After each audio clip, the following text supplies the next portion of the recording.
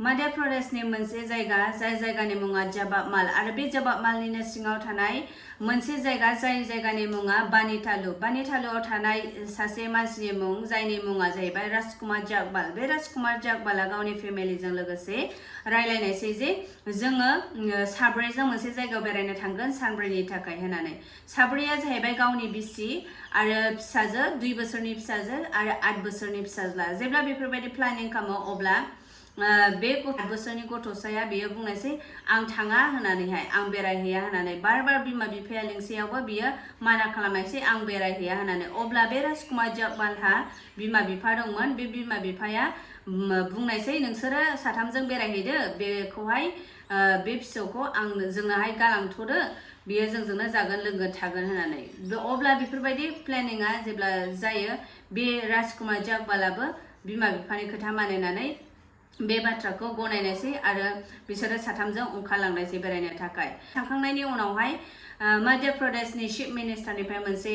बे राजकुमार जागबालनि नखराव मोनसे खबर फैयो जाय खबरा जाहैबाय हेलिकप्टार क्राश जानायनि बे हेलिकप्टार क्राश जानायनि जाहोनावहाय बे राजकुमार जागबाल आरो बिनि बिसि आरो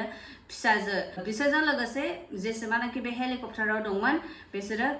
बे हेलिकप्टार क्राश जानायनि जाहोनाव जिउ गोमानांगौ जायो होननानैहाय राजकुमार जागबालनि बिमा बिफानो बेफोरबायदि खबर हरनायसै जेब्ला बिसोरो बे खबरखौ मोनो बिसोरो सोमोनांदों आरो दुखुजों बिसोरो गाबदों जेब्ला बे जाथाया ससियेल मिडियायावहाय भाइराल जायो अब्ला गासैबो सोमोनांदों जे मारै बेफोरबायदि जाथावगौ होननानै मानो होनब्ला साननैसोनि सिगाङावसो अहमदाबादावहाय एयार इन्डिया प्लेनआ क्राश जादों आरो बे क्राश जानायनि जाहोनावहाय गासै 270 जना बे क्राश जानायावहाय जिउ गोमानांगौ जादों प्लेनावहाय गासै 241 मोन आरो जेरावनाखि एर'प्लेनआ जेरावनाखि गोलायनानै क्राश जाहैदों बे सिभिल हस्पिटालावहाय बेजों लोगोसे बेयावहाय थैनायजों आरो बे मानो प्लेनावहाय थैनाय गासैजों टटेलै 270 जना जिउ गोमानांगौ जादों बे जाथाय जानायनि थाखायनो बे हेलिकप्टार क्राश जानायखौ बयबो सोमोनांदों मानि थाखाय बे बार जाबाय थादों होननानै बे जाथायनि गेजेरजों जोङो एसे मिथिना लानि जे मानि थाखाय बे हेलिकप्टार क्राशआ मानि थाखाय जादोंमोन होननानै hello guys welcome back to my YouTube channel लोगोफोर नोंथांमोन साफ्रोमखौबो आंनि चैनेलाव फिन खेबसे बरायनो थाबावबाय जुदि नोंथांमोना आंनि चैनेलाव गोदानब्ला साबस्क्राइब खालामनानै होदो आरो भिडिअखौ मोजां मोनोब्ला लाइक शेयार खालामनानै होदो थ' दा अब्ला भिडिअखौ जागायनोसै उत्तराखंड प्रदेशनि डिस्ट्रिक्टनि रुद्रप्रयाग आयरन एविएशन कम्पानीनि वेल 407 हेलिकप्टार BTBKA बे हेलिकप्टारनि पाइलटआ जाहैबाय राजबीर सिंह बे राजबीर सिंह पाइलटआ बियो गावजों लोगोसे 6 जन मानसिखौहाय बे हेलिकप्टारावहाय गावजों लोगोसे बे 6 जन मानसिखौहाय लानानै थांफादोंमोन बे 6 जननि गेजेरावहाय बे राजकुमार जागबालाबो बे हेलिकप्टारावहाय गावनि फेमिलिजों लोगोसे बे हेलिकप्टाराव दंमोन बे 6 जनानो जाहैबाय विक्रांत रावत विनोद देवी श्रुति सिंह राजकुमार जासवाल श्रद्धा जासवाल आरो खासी आरो बे जाथाया जादों जाहैबाय 15 जुन 2025 फुंनि 5:16 बे समा जाबायमोन बे हेलिकप्टारा थांदोंमोन जाहैबाय केदारनाथनिफ्राय मोनसे जायगा जाय जायगानि मुङा जाहैबाय गुप्त खासी होननानै बुङो इथा गासिबो जानायनि उनाव जेब्ला हेलिकप्टारा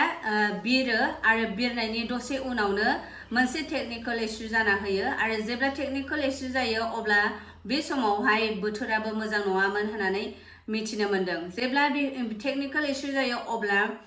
पाइलटआबो हमनो हायाखैमोन जे मानि थाखाय बिदि जादों होननानै जेब्ला बियो हेल्पनि थाखाय हेफाजाबनि थाखायहाय खोथा हरनो एबा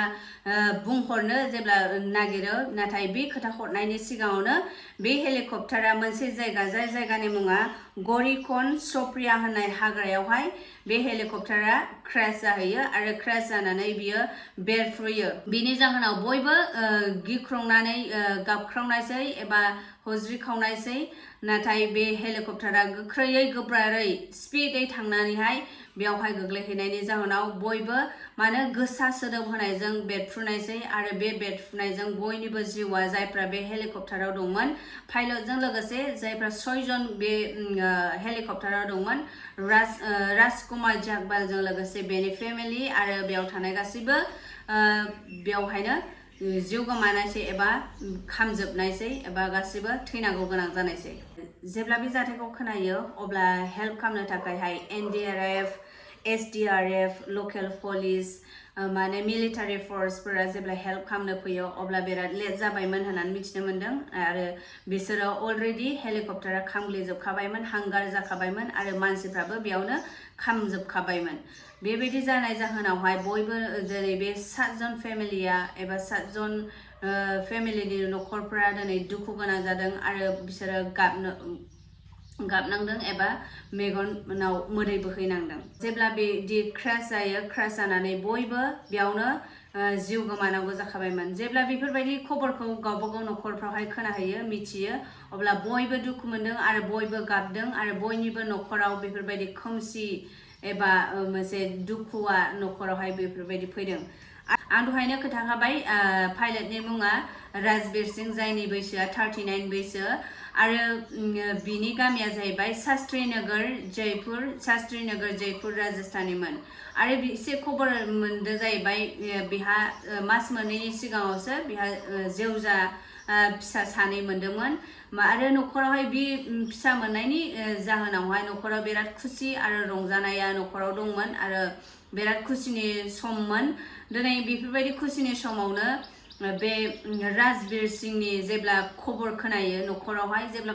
बिनि जिउ गोमानाय जे हेलिकप्टाराव क्राश जानानै जे जिउ गोमानांनाय बेखौ जेब्ला न'खरावहाय खोनायो अब्ला न'खराव गोबांथार दुखु एबा गाबनाय एबा खोमसिया न'खरावहाय फैदों। लोगोफोर दिनै जों मिथिनो मोनबाय जे अहमदाबादावबो जेरैबायदि प्लेनआ क्राश जानायनि जाहोनाव 241 मानसिफ्रा बे प्लेनावहाय क्राश जानानै जिउ गोमानांगौ जादों आरो जेरावनाखि सिभिल हस्पिटालावहाय क्राश जाहैदों बे जायगायावबो माखासे मानसिया जिउ गोमादों। गासै टटेल अहमदाबादनि क्राश जानायावहाय 270 मानसिया टटेल जिउ गोमादों आरो दिनै आरोबाव बे हेलिकप्टार क्राश जानायावहाय दिनै 7 जन मेम्बार्सफ्रा बे पाइलटजों लोगोसे 7 जन मानसिफ्रा बेवहाय जिउ गोमानांगौ जादों। बेफोरबायदि गिलु बालु जाथायफोरखौ नुनानै गोबांथार मानसिफ्रा बे हेलिकप्टार एबा एर'प्लेनफ्रावहाय गाखोनो गिनाय मोन्दों। जुदि सरकारा बे जाथाया मानि थाखाय बार बेफोरबायदि जाथाया जाबाय थादों बेखौ नोजोर होआब्ला एबा नायाब्ला एबा स्टाडि खालामाब्ला टुरिस्ट थांनायफ्राबो खम जालांनो हमगोन आरो बयबो बिमा बिफा बिब' बिनानावफ्रा मानो गोजानावहाय मानो हान्थिनो थाखाय बेफोरबायदि एसेबाबो मोनसे दाउदा एबा गिनाया बयनिबो जिबनावहाय सोमजिगोन। बेखायनो दिनैनि बे भिडिअ'जोंहाय जोङो बेखौनो मिथिनो मोनो जाहैबाय बे अहमदाबादनि